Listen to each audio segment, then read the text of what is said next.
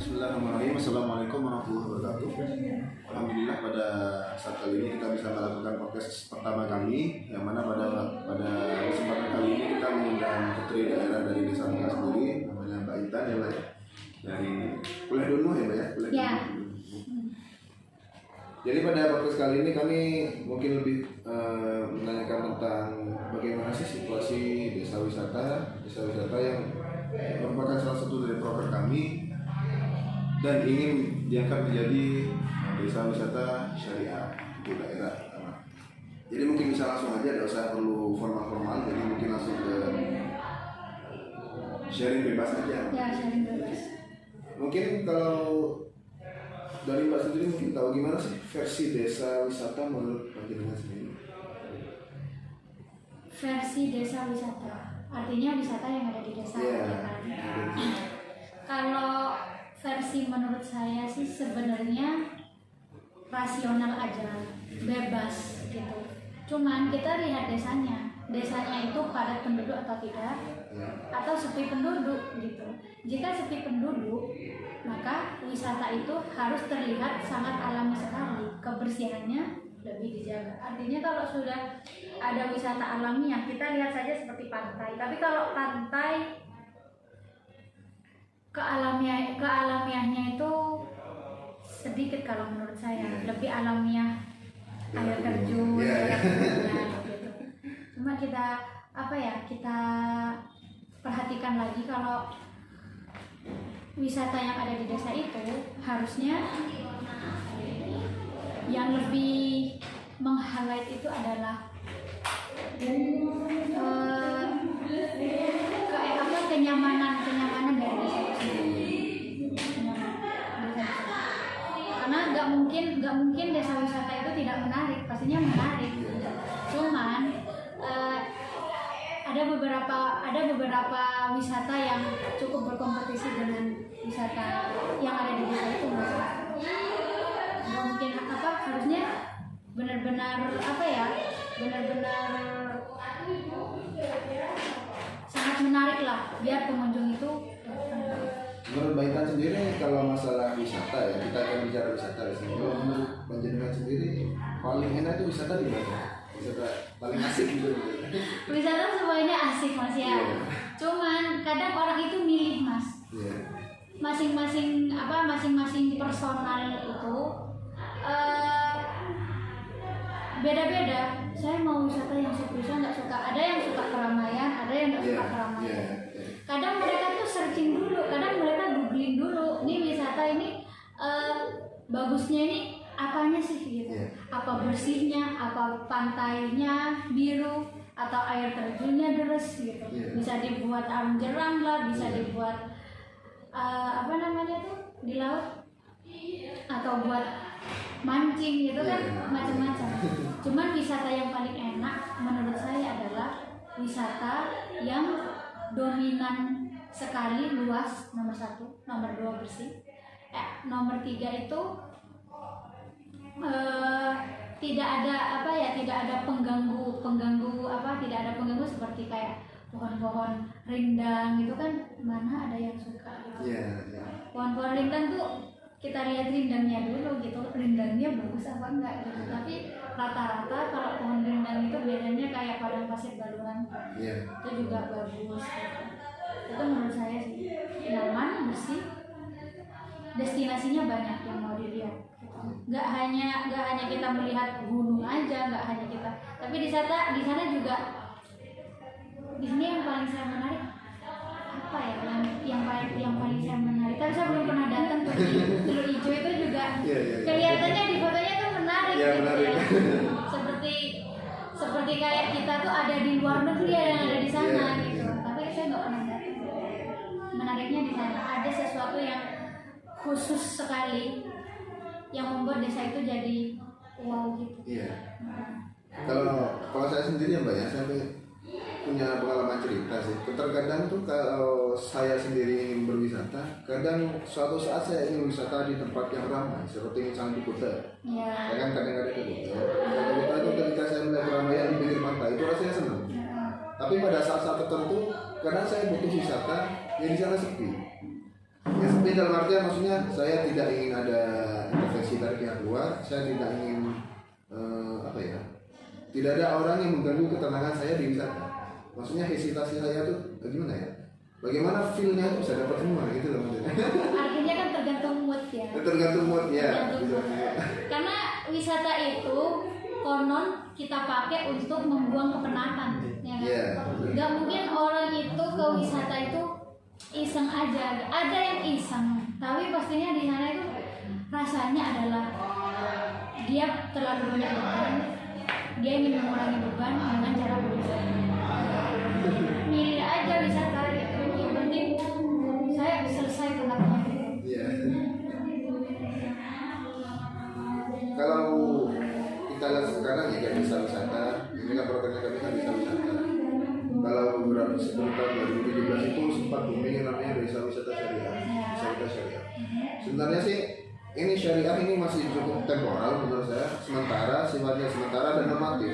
Maksudnya kan kalau misalnya kita memang ingin mendatangi sebuah tempat wisata syariah, karena kita desa wisata syariah, kita kadang melihat ketika kita masuk ke desa wisata, tempat wisatanya itu ada rambu-rambu Islami, perempuan misalnya pakai hijab, kalau bukan muslim tidak boleh. Ya.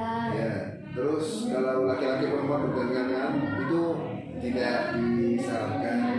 Jadi kan kadang saya meskipun pada titik ini, maksudnya ingin selesai KKN-nya ini ya, kadang saya masih berpikir gimana sih tempat wisata syariah yang memang berlabel syariah. Maksudnya apakah kita harus ketika di Gapura wisata syariahnya itu harus ada lambang MUI atau bagaimana, saya kurang tahu. Jadi kan kadang saya minta jajak pendapat dari teman-teman sih, saya tanya teman-teman, menurut kalian gimana sih tempat wisata syariah versi kalian itu kayak apa? Sebenarnya ada yang menggunakan rambu, ada yang menggunakan label tulis apa di Gapuranya tuh label MUI gitu, jadi halal kayak produk makanan gitu. Kayak gitu juga. Terus ada tempat musolanya, ada tempat duduknya. Jadi mungkin Mbak Intan mungkin bisa apa ya, nambahin sedikit lah mungkin dari perspektif kami, mungkin ada yang kurang atau mungkin oh ini sebenarnya salah mungkin, atau bisa ditambahin dengan yang lain. Wisata syariah. Ya. Sebenarnya ini perlu googling dulu ya. Tapi saya sebelum itu saya sudah pernah baca wisata syariah berbeda dengan wisata religi. Ya benar. Ya berbeda sekali wisata religi. Kalau wisata religi kita lebih dominan berdoa, ke makam sunan atau umroh dan macam-macam. Tapi ternyata baru saya tahu bahwa syariah itu adalah penegakan hukum-hukum yang ada di Islam, gitu. Dimana Islam itu memberikan hukum-hukum tertentu seperti benar kata masnya tadi harus pakai hijab. Mas, kita tuh perlu tahu kenapa kok wisata syariah sampai detik ini ratingnya itu masih ada di rating terbawah. Gitu. Satu yang mau saya bahas di sini tuh hanya sekedar rambu saja. Harusnya kalau boleh saya memberikan ide atau memberikan gagasan ya, di sana tertera bacanya wisata syariah. Tapi di dalamnya kru itu harus bertindak gini. Ini misalkan di pantai ada hotel gitu, ada pantai gitu. Harus dibedakan, aturannya tuh harus tegak sekali. Yang laki-laki di sini, yang perempuan di sini, kemudian yang sudah itu di sini. Gak usah jauh-jauh, kalau misalkan di mangrove mau dijadikan wisata syariah, ya tapi harusnya mangrove ini harus besar dulu, baru jadi wisata syariah, ya kan? Ya bisa seperti itu. Atau juga dicontohkan dengan makanan-makanan yang halal, ya kan? Karena kalau hanya sekedar rambu ini wisata syariah ini bagaimana? Saya lihat di sini ada di Banyuwangi wisata agrowisata. Di mana di sana di dalamnya itu ya namanya juga agrowisata, maksudnya banyak tanaman ya. Di sana ada buah tin, buah delima, buah-buahan yang disukai Rasulullah. Terus apa? Bisa seperti itu. Itu bisa kita contohkan sebagai wisata. Tapi masih banyak sekali di sana yang tidak halal tadi masuk ke sana. Artinya harus ada bukti lah, ini sudah nikah apa belum. Kalau masih belum nikah harusnya dipisahkan kotak-kotaknya, ini laki-laki dan sini perempuan. Itu contoh kecilnya. kayak simpulkan tadi sih, misalnya kita mengkomparasikan antara wisata religi dengan wisata syariat. Kalau menurut pandangan kami sih, pertama wisata religi itu tidak lebih menikmati wisatanya, tapi lebih kepada pelesir-pelesir. Dia berharap bahwa keinginannya harus terpenuhi melewati doa yang dia wasilahkan kepada yang ada di makam itu, kayak wasilahnya kepada wali Sapa, wali Sunan Ampel, itu diwasilahkan doanya. Karena keyakinan mereka bahwa wali ini yang paling dekat kepada Allah dan bisa menyampaikan salamnya pada Allah gitu kan. Itu wisata religi, wisata syariat. Iya, kadang kan kalau misalnya kita sebagai orang awam ya, misalnya kita sebagai orang awam, kadang masih sulit membedakan secara spesifik, secara pasti gimana sih bedanya wisata religi dan wisata syariat. Kan padahal kan religi dan syariat kan masuk dalam ada kata-kata Islaminya. Jadi masih seakan-akan masih ada dalam lingkupan Islami, tapi modelnya wisata. Sebagai orang awam kan kadang saya sendiri ya, kadang masih merasa bingung, gimana sih wisata religi dengan wisata syariat itu perbedaannya di mana? Apakah wisata syariat lebih kepada rambu atau religi itu lebih kepada tak mikir wisata, pokok ngaji, doa, selesai pulang. Kan gitu kan. Tapi kan bagaimana ya caranya? Caranya kita bisa memberikan sedikit pemahaman lah, meskipun wisata syariat sendiri kan kadang masih memang booming beberapa tahun lalu, tapi kan memang belum se-booming banyak dari wisatanya. Booming wacananya tapi tidak booming wisatanya gitu. Wajar sih ya Mas, kalau di Indonesia susah sekali mendirikan wisata syariat, karena wisata syariat itu adanya di Timur Tengah. Ya. Karena memang Timur Tengah pergaulannya berbeda dengan di sini, budayanya kan budaya campuran. Ada yang meniru-niru budaya Barat, ada yang meniru-niru budaya Islami. Kadang orang Islami dengan orang yang tidak Islami berantem kadang. Kamu tuh gak ada gunanya jadi orang alif ya, gitu. Omonganmu salah gitu. Yang di sini yang yang Islami berantem juga sama yang gak Islami. Kamu jaga dong pakaianmu, jangan. Di sini aja campuran. Tapi memang wisata syariah itu perlu ada di sini karena di Indonesia dominan beragama Islam. Itu peluangnya sih. Artinya kalau berhasil goal wisata syariah ini didirikan, maka kita peluangnya itu bisa memperkenalkan keislaman Indonesia pada internasionalnya. Tantangannya di sini ada tantangan yang perlu kita lihat. Misalkan nih udah berhasil Indonesia nih, atau dibuka, insya Allah kalau amin aja berhasil nih, ada wisata gede, terus basicnya syariah gitu. Ternyata ada orang Barat, ada turis mau masuk ke sini, sementara orang turis rata-rata di otaknya dia pengen berjemur rata-rata, ya kan? Kalau betulnya dan di pikirannya mereka kalau sudah berjemur pastinya telanjang. Itu tantangannya. Adakah solusi dari tantangan itu? Sebenarnya ada. Cuman di sini ada tanda kutip bahwa orang Indonesia itu harus benar-benar tegas. Tidak boleh ada rasa ragu, itu nggak boleh. Jadi kalau misalkan sudah ada orang Barat mau masuk ke wisata syariah di Indonesia, harus mematuhi peraturan yang ada di wisata syariah. Kita jangan berkaca pada tujuan orang turis itu, tapi kita juga harus menegakkan aturan yang sudah kita buat. Seperti itu solusinya. Nah, jadi gimana caranya orang Indonesia ini harus tidak takut pada orang Barat, tidak takut wisatanya nggak laku kalau nggak ada orang turis, nggak usah takut seperti itu. Karena kita harus tahu juga di Amerika, di New York itu semua pantainya itu keruh. Kenapa kok orang rata-rata yang bermain di Kuta, di Bali, Tanah Lot itu semuanya kalau kita asking mereka pasti answernya itu I'm from New York. Saya dari New York. Kalau ditanya kenapa kok kesini, kenapa kok jauh-jauh harus ke Indonesia, padahal di sana ada. Karena di Indonesia tidak sebening, karena di New York tidak sebening lautnya Indonesia. mataharinya pun tidak sesejuk, karena di sana panas banget ya, summer banget di sana, summer banget. Kalau di Amerika saya tuh kalau lihat YouTube ya beberapa orang-orang yang kalau menjelaskan panasnya itu sepertinya panas sekali, tapi mereka sangat cinta matahari banget. Jadi kalau begitu matahari itu ada, mereka tuh keluar. Beda sama orang Asia, ada matahari pakai payung. Jadi mereka tuh senang sekali sama Indonesia karena mataharinya itu sejuk.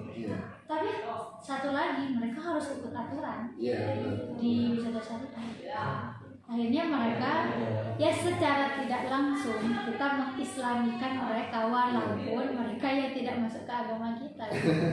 Setidaknya dari beberapa sikap ketika berada di tempat wisata, mungkin ya dengan adanya aturan dari tanah kita sendiri, mungkin secara sedikit demi sedikit bisa sedikit menggeser. Ya, mereka tuh selalu makan makanan yang haram, ya kan? Makanan yang haram. Artinya yang ada di wisata tuh harus semuanya makanan halal. Halal itu kan di dalamnya adalah suci dari najis, ya kan? Macam-macam ini halal. Mereka harus merasakan makanan halal.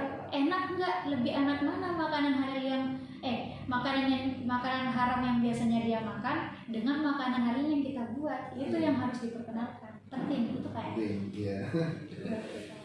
Kalau masalah peluang desa wisata bukan wisata syariah lebih spesifiknya desa wisata syariah. Karena kita basicnya orang Indonesia kan rata-rata sudah orang Islam, sebagian besar orang Islam, otomatis kan secara tidak langsung kita sudah mendapat bonus demografis meskipun tidak terlalu menjurus pada masalah wisata syariahnya, tapi kan dari norma-norma masyarakat sekitar, orang-orang Islam sekitar kan secara tidak langsung kan pasti ada rasa-rasa adab, kalau bahasanya kita sih adab atau akhlak. Maupun ketika kita berwisata misalnya perempuan ya, amit ya, tidak menggunakan kerudung dan hijab atau tidak menggunakan instrumen Islami yang lain, tapi kan secara tidak langsung sebagai penduduk tempat wisata yang ada, kita kan menegur kan maksudnya ini loh akhlaknya di sini loh gini, adabnya di sini loh gini, meskipun kita tidak ikut campur langsung pada pengurusan masalah wisatanya, tapi kan saya gimana ya, alam bawah sadar kita tidak ingin orang itu melakukan hal yang tidak senonoh kan. Tetap pada aturan sih kalau seperti itu. PR-nya kita adalah mempercantik wisatanya, membuat orang tergiur pada wisatanya, sehingga siapapun mereka yang mau masuk kepada wisata kita itu harus ikut aturan. Kamu mau nggak kesini? Ini wisatanya, mereka tuh tergiur banget. Aduh, wisatanya bagus banget, ya ampun, gitu kan ya. Destinasinya banyak, yang mau dilihat itu banyak, sangat menghibur sekali, bersih gitu. Ternyata aturannya seperti ya harus memang patuh aturan mas gitu. Bukannya kita mau ngatur pengunjung, tapi lagi-lagi kita di sini punya tujuan. Kenapa harus ada wisata syariah? Tanda kutip dalam wisata syariah itu adalah dakwah pastinya.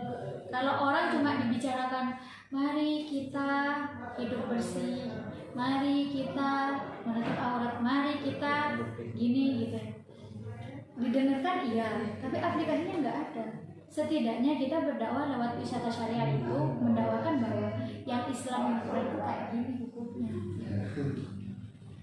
Wah, ya. Itu yang penting. Kalau walaupun Islam, tapi mereka tidak memakai aturan yang ada di wisata syariah, ya gak usah masuk ke wisata syariah kan begitu. Karena kan bagaimanapun kan sebagai pengunjung ada norma dan etika yang harus diikuti. Meskipun desa sebelah misalnya kan, saya dari Bengkak, kemudian saya mau liburan ke Bangsering. Tapi dengan segala norma yang dimiliki oleh orang Bangsering, dan ketika saya tidak menggunakan pakaian Islam meskipun saya laki-laki, itu kan pasti ada teguran atau masukan dari orang sana. Sama kan dari desa sebelah, kenapa kok enggak mengikuti aturan sini? Meskipun sama sudah tahu, sudah sering ke sini, kenapa kok tidak ditaati? Maksudnya kan gimana ya? Aturan tuh modelnya kan ada dua. Pertama tuh memang aturan yang tertulis di rancangan undang-undang atau sembarang, kan biasanya ada yang terduplikasi lah gitu modelnya. Terus juga ada aturan yang memang tidak tertulis, tapi memang harus ada. Contohnya kan kayak adat, misalnya kita aturan di pondok pesantren boleh bawa HP. Iya, tapi kan iya gimana? Kadang memang ada. Gimana ya kalau di pondok itu aturan tidak boleh bawa HP ada, dan juga ada yang tidak ada. Namun tidak boleh dilakukan kan begitu modelnya. Iya, berbicara soal perbedaan antara wisata satu dengan wisata yang lain, gitu ya. Lagi-lagi kalau wisata lain itu tidak berbasis syariah, tapi tiba-tiba dari orang pengunjung syariah ke wisata yang tidak syariah gitu, itu pasti bakal ada perbedaan. Itu wajar sih mas ya, itu wajar banget sih. Kok nggak ditaati aturannya? Bisa kadang perbandingannya gini, ini wisata ini mana bagus sama wisata yang barusan kayak gitu. Ya. Jadi kompetisinya itu kuat gitu. Kalau harus menaati aturan yang ada gitu, harus menaati aturan yang tertulis gitu kan. Karena memang saya ingin berwisata ke sana. Gitu. Kalau seandainya saya tidak menaati peraturan yang ada gitu ya, berarti saya nggak boleh masuk ke sana selain karcis loh ya. Karena ternyata orang-orang mau masuk ke wisata tuh harus ada karcis gitu. Tapi ternyata ketika masuk ke wisata syariah karcisnya banyak gitu. Aturan yang harus dipenuhi banyak. Misalkan harus ada sanksi yang jelas harus ada sanksi karena sudah memang dari awal kita tujuannya misinya adalah mensyariahkan wisata. Dan pengunjungnya juga. Gitu. Karena kan kalau misalnya kita bisa mensyariahkan wisatanya, mungkin pengunjungnya bisa ikut syariah juga. Nah, kan tujuannya begitu mas, gitu. Wah, ini idenya lumayan bagus ini orang Indonesia. Misalkan kalau dari turis atau dari orang dalam negeri, wah ini idenya lumayan ilmiah sekali ya. Terutama Islamnya Islam banget gitu. Mari pak, gitu kan, misalkan yang ini di sini laki-laki ya, gitu, yang di sini perempuan ya, atau bapak ibu sudah menikah, surat nikahnya ada gitu. Kan tidak mungkin kita tidak mempromosikan wisata nggak sih? Ya pastinya kalau nggak dari Instagram, sosial media atau webnya sekalipun, kita harus menaruh ini peraturan yang ada. Kalau tidak ada peraturan, kalau tidak ditaati maka sanksinya seperti yang ada di Instagram atau ada di sosial media lainnya. Mungkin cukup di situ Pak, mungkin yang kita sudah sharing cukup banyak ya mengenai tempat wisata, desa wisata sama wisata syariahnya, serta beberapa pembahasan yang buat mencairkan suasana. Mungkin terima kasih Mbak Intan atas waktunya. Mungkin itu untuk podcast pertama kami. Selanjutnya mungkin akan terbit dalam beberapa hari lagi lah gitu. Tayang mungkin ada video-video berikutnya. Terima kasih atas waktunya. Wabillahi taufiq wal hidayah. Wassalamualaikum warahmatullahi wabarakatuh. Waalaikumsalam warahmatullahi wabarakatuh.